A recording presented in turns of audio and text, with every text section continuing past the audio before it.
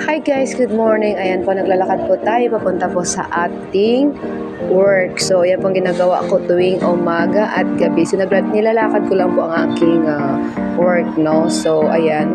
So, actually kasi kanina umulan siya guys, kaya basa po yung ating kalsada, no? So, buti nga hindi bumaha eh.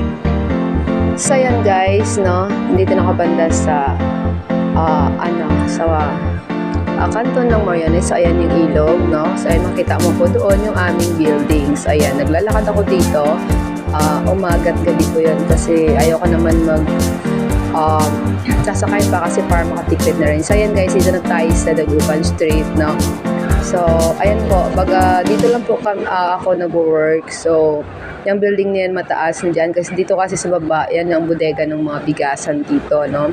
So, bodega siya ng mga bigasan, guys.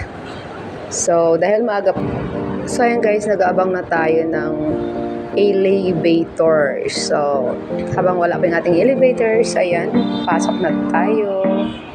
So, pipindot lang tayo kung sa anong floor tayo aakyat. So, ayan.